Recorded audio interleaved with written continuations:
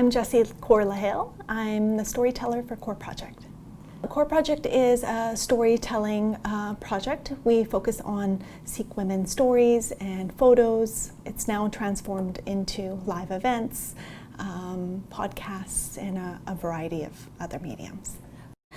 So Kaur is a Sikh middle name, and it could be used as a last name as well. It's spelled K-A-U-R, and it was created by our founding Sikh founders as a representation, almost a feminist stance is how Kaur Project is utilizing it, where Kaurs don't necessarily need to use their husband's names or last names or their father's names. They can independently use Kaur as their middle or last name. It also is really beautiful in that it's a connection point. So all Sikh women have this shared common four-letter name that connects them together. So there's this community building that's happening. And while Sikh men have the middle name Singh, S-I-N-G-H, both are translated into lionesses. So really well-spirited, powerful, and engaging in their discovery of who they are and their community. Well, it's really interesting. I'm actually born and raised in Kamloops, and I've always found that there was no space for Sikh women to share their stories. So I wanted to create something that allowed women to reveal who they are, identify themselves, and really share with the world the power of who they are and how they want the world to see them. So I think now that I live in the Lower Mainland, I really wanted to honor Surrey. Surrey has a really large South Asian population, and I feel like while a lot of places have some contemporary issues, Surrey has its own kind of pluses and minuses, so to speak. So the project has really done well sharing these women's identities. So initially the women are enabled or empowered to share their how they want the world to identify them. And then they unpack how they are connected to being a Kaur, the Sikh religion, and then also how the topics they want to share. So that can really run a wide variety of topics. Sometimes there's some devastation that unfolds with it, so a lot of depression, abuse,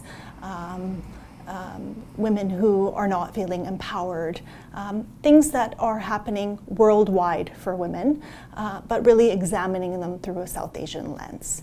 Then there's some real power to it as well. So these women are very resilient, like many women are, and how they find their connections through faith, through their community, and how they have overcome some downfalls in their lives and kind of resonated to share wisdom and empower themselves. When we're having conversations, when there is events, there is things happening, women are usually not included. They're just kind of the other.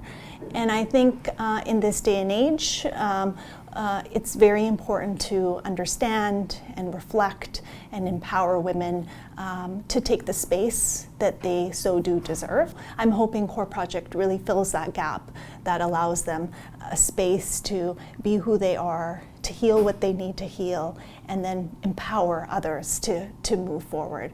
And I believe that's how our community will get stronger. We were really surprised by the global response of the project, and it's such an honor to have Surrey women be included on a global scale in conversations about feminism and intersectionality and religion in general. I also believe it's really important to share the commonalities. While these women's stories are about Sikh women, they apply to every woman. So the value of the lessons and what's being connected through these stories has kind of elevated to a global kind of conversation that is of the minute or hopefully longer than a minute on a global scale. It's been really exciting this year because we've launched a lot of live events. So one event is where we go to a restaurant, women meet around a table, and we talk about a theme. And it's Kaurs only that are invited to it, and they kind of bare their souls, sharing tidbits of information and stories. And it's a beautiful evening because it really goes into the progression of laughter and crying and this commonality of women who may never have met each other before in their lives, but then have become instant friends by the end of the evening. I love that aspect of it. And then events that we've been doing actually at the museum here, which we're so grateful that a mainstream organization has said yes to including spaces that, including us in spaces that never were really, we were never really part of before. So the live event here is 4 Kaurs are up on a stage. I moderate the conversation. And again, it's a roller coaster of an evening. We have psychologists in the room, Kleenex volunteers, and it's a very moving, experiential experience where Kaurs are sharing their stories, asking one another questions. I ask them questions, and then the audience asks questions. So everybody is really involved, and that's been beautiful because after the event, it's almost like a beehive where people don't want to leave the museum. We sometimes have to kick them out.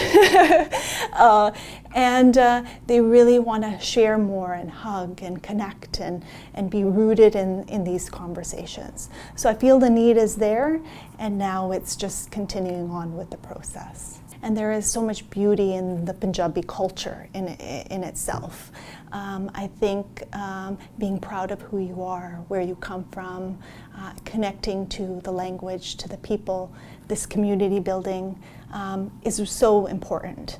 To me, I'm proud to be part of that, and proud to be part of the exhibit, and just proud to be part of the community. And Punjabis have had a long history in BC and a long history in the Lower Mainland. And we've kind of been othered for decades on decades. And I think it's been easy for the mainstream to other us.